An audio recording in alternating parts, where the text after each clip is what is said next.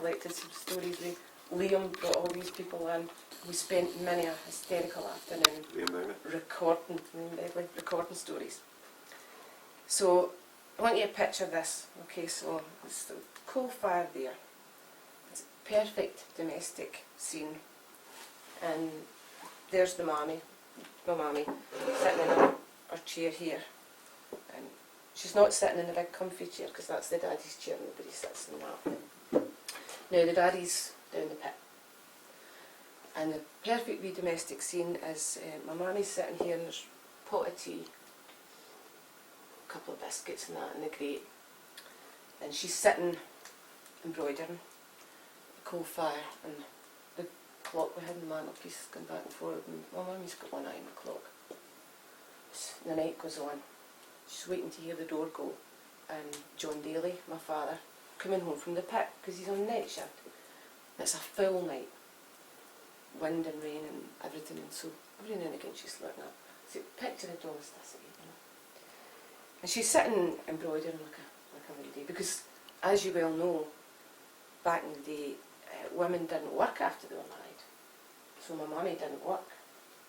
No, she didn't work. She's sitting embroidering.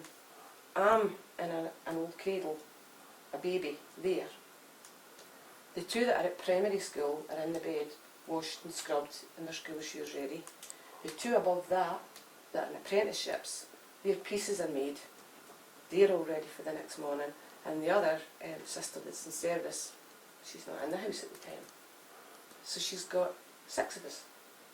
And now she's sitting here embroidering, and I remember her doing it.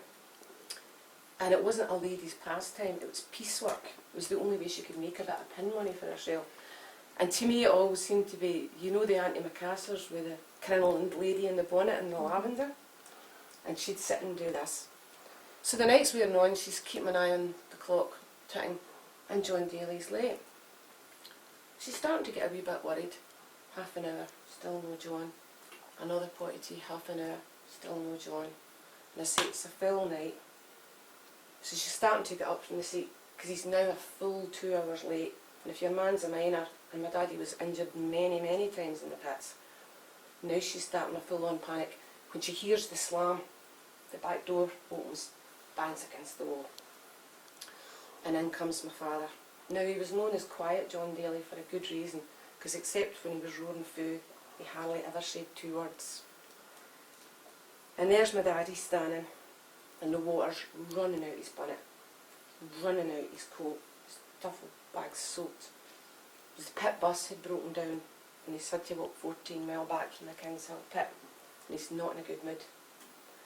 Now, I never in my life ever heard my daddy lift his voice to my mother, but there must have been something that night after that walk about my mammy sitting with her feet in the fireplace and the pot of tea and the embroidery, that he stood there and he went, look at you, sitting with your tea, embroidering flowers, and I have a hole in my pit drawers you could put your fist through.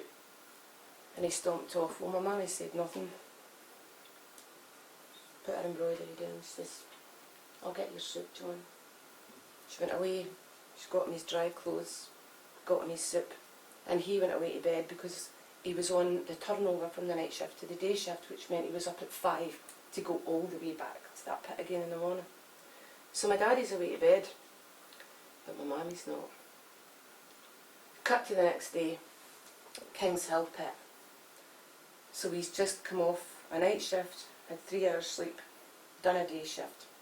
And at that time there was this brilliant new thing. The King's Hill pit actually had baths, so the miners didn't come home completely covered in the clabber, the glower.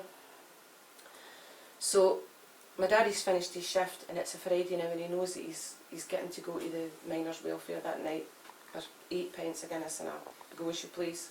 So he's in a good mood, and he's going, I shouldn't have shouted at Peggy, you know. Maybe get her a wee £1/4 of black magic or something, you know. Keep her on the good side.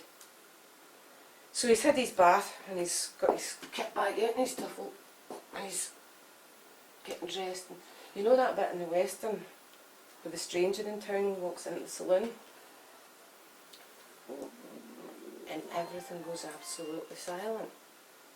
Well, that happens in the pit bath, over 50 men. Because there's my daddy, and he's pulling on his long johns. And he realises it's all gone quiet. Till the one voice roars up, "Christ! Bailey's got flowers all up his arse!"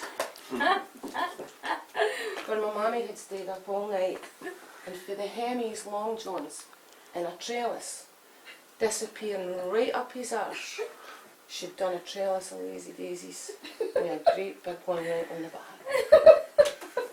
Now, I've heard that story many times over the years, with people telling me it and not realising it was my mummy and daddy. And if you'd believe them, by the way, there must have been 300 of them in the pit bath that day. And I'm happy to say that we told a sort of cleaned up version of the altar at my mummy's requiem mass of that story. But he didn't speak to her for about 3 weeks. And she never got a £1/4 of chocolates. But they drawers stayed in a cupboard in our back room for ages, and every time the story was told, the drawers came out. So that's the Lazy Daisy story from Cleon.